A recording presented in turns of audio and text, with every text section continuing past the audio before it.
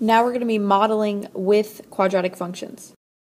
Alright, so we have 3 points that all exist on the same parabola, and we want to find the equation of this parabola. Now we know that we have the standard form of any quadratic function, so that means that these points could be plugged into this function. So let's just see what happens whenever we do that. So we get for 0, 0, when y is 0, x is 0. So that will simplify to just 0 equals c. For 1, negative 2, when y is negative 2, x is 1.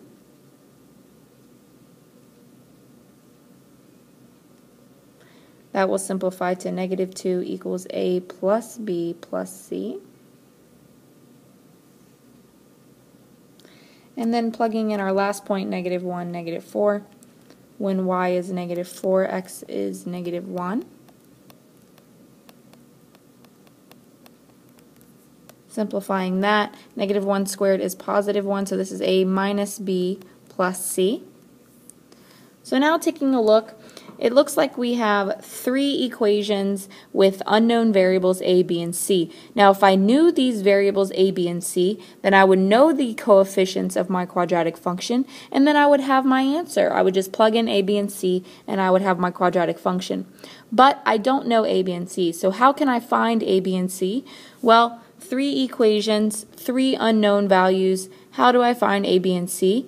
Well, I think that I have to solve a system of 3 variables. So you remember 3 by 3 systems that we all love so much? If I solve this 3 by 3 system, then I can solve for a, b, and c, and then I just plug a, b, and c back into this standard form, and I would have my equation of the parabola that has these 3 points on it. Alright, so here's my 3 by 3 system of equations that I found by plugging in those points that exist on the parabola. Now here is a little unique situation, right? So I'm going to do some substitution and elimination here. I'm going to go ahead and plug in 0 everywhere I see a c, because c equals 0. So that's going to immediately eliminate some stuff for me. So plugging that in, I end up with a plus b plus 0 equals negative 2. A minus b plus 0 equals negative 4. So here is my new 2 by 2 system that should be pretty easy to solve. Everything's set up for me to solve by elimination. So that's going to be 2a. Negative b plus b gives me 0. And then I'm going to get 6. So a here is going to be negative 3. Fantastic. So now I have c, I have a. Now I need b. So I'm going to go ahead and plug into one of my original equations. So let's do this first one here. So a is negative 3 plus b plus 0, which is c. So negative 3 plus b equals negative 2. Simple algebra 1 here. I'm going to get negative 1 equals negative b once I move the b over. So b is going to be a positive 1. Alright, so now I have a, b, and c. Now remember, the standard form of a quadratic is right here, and I have a, b, and c. So now I can write the equation of my quadratic function that goes through those points. So a is negative 3, b is 1, and c is 0. Okay, so we don't have to write the 1x, right? So we can write f of x equals negative 3x squared plus x. And I have no constant term because remember c was 0. So there we go. There is the function that those 3 points exist on. Alright, so if you plugged all 3 in, all 3 would work. Alright, so now a basketball player is going to throw the ball towards a hoop. Now the ball follows a parabolic path, right, through these points shown in this diagram here. So he's throwing the ball, it's going up, it hits a max, right, and then it goes down. Now he's hoping that the ball will go into the hoop, right? Well, the hoop is going to be at the coordinate 12, 10.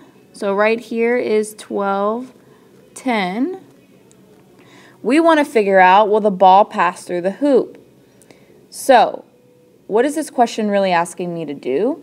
Well, it's asking me, does the point 1210 exist on the parabola that represents his throwing pattern? Okay, well, in order to know that, I need to first figure out the parabola that models his throw.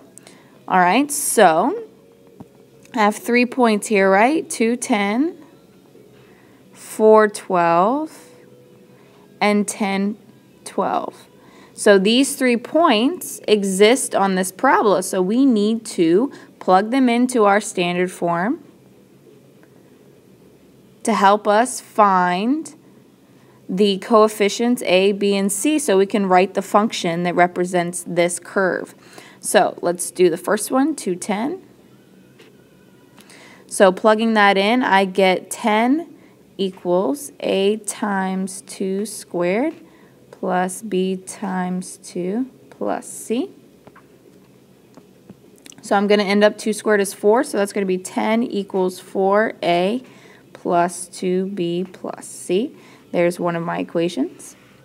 Now plugging in 412, sorry. I get 12 equals A times 4 squared plus B times 4 plus C. Simplifying that down. 12 equals 4 squared is 16. 16A plus 4B plus C. There's another equation. All right. Last but not least, we need to do 1012. So 1012. Plugging it in, I get 12. Ooh, crazy. 12 equals A times 10 squared plus B times 10 plus C.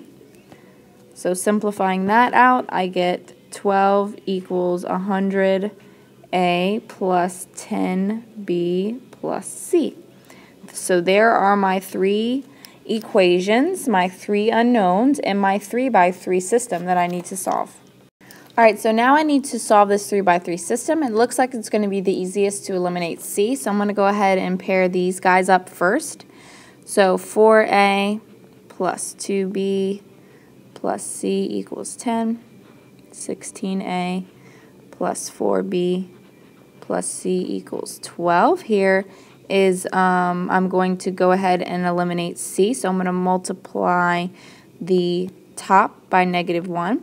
So everything up top is going to change its sign, including the 10. And now I'm going to add. So negative 4A plus 16 gives me 12A. Negative 2B plus 4B is positive 2B. My C's will go to 0, and then I get 2. So here's one of my 2x2 equations. Now I'm going to set up the second pair. So 16A plus 4B plus C equals 12. 100A plus 10B plus C equals 12. I'm going to go ahead and eliminate C again, right? You have to. So I'm going to multiply the top by -1. Adding there, we get 84A plus 6B. My C's go to 0 equals 0. So here are my 2 equations. Now I'm going to set these 2 guys up in a 2x2 system to solve.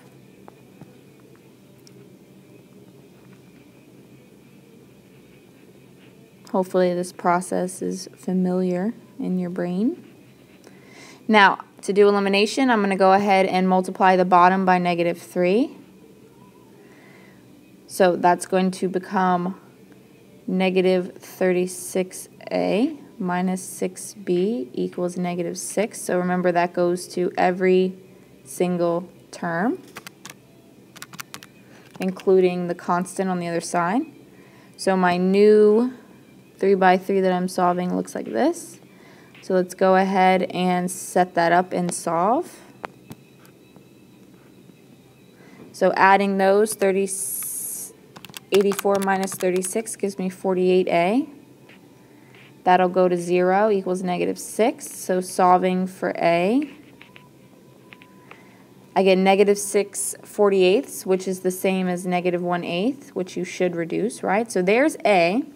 A is -1/8. So now I need to start plugging everything in to find B.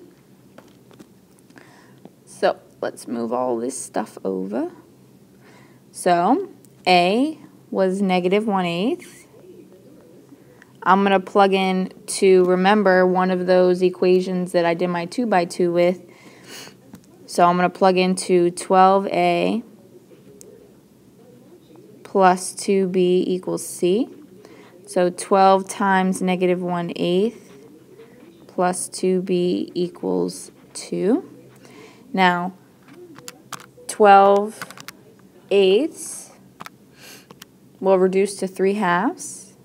So it's -3/2 plus 2B equals 2. Solving for B, I need to add 3/2 to each side. Now I need 2 to be a denominator of 2 to be able to combine like terms. So I'm going to go ahead and rewrite 2 as 4/2 so I can add those together. So 2B is going to be 7/2 divided side by 2. Now to divide the fractions, you keep it, change to multiplication, flip the bottom. Okay, so that's going to be 7/4. So B is 7/4. Yay, I found B. Now I need to plug in to find C. So remember, where do I plug in to find C? It's one of the original equations. So now I'm going to plug in, I have A and B. B is 7/4. A is -1/8. So plugging into one of the originals, one of the original equations was 4A plus 2B plus C equals 10. So plugging that in, I get 4 times -1/8 plus 2 times 7/4 plus C equals 10. So -4/8 is the same as -1/2. 2 times 7/4, well, that's 14/4, which will reduce to 7/2, right? Plus C equals 10. All right, so adding those, I get 6/2 plus C equals 10. Well, that's 3 plus C equals 10. So C is going to be 7. Yay, a normal number. So I have A, B, and C. So remember where we're going, right? That's not the answer, okay? So never stop there. Now I have to go back to my standard form and plug everything in. So y equals -1/8 x squared plus 7/4 x plus 7, which was C. So there is the function that models the path of that basketball player's ball. Now, I want you to remember that that wasn't the question, right? The question was, will he make it into the hoop? So, remember, the hoop was located at the point 1210. So we want to know, does 1210 exist on this function that we just found? Well, let's see. Let's figure it out. So let's plug it in and see if it works. So now, plugging it in, I get 10 equals -1/8 12 squared plus 7, oops, why I put parentheses, I don't know, plus 7/4 times 12 plus 7. Yay, fraction. So -1/8, 12 squared is 144. Let's go ahead and multiply these. 7 times 12 gives me 84. 84 divided by 4 is 21. Okay, simplifying 144 divided by 8 gives me 18. So this is -18 plus 21 plus 7. And I'm asking this question, does it equal 10? I don't know yet. So -18 plus 21 plus 7 does equal 10. Hooray! So what does that mean? Will the ball pass through the hoop? Yes, it will. Yay, all that work to find out that he will make the shot. Alright guys, now give this one a try.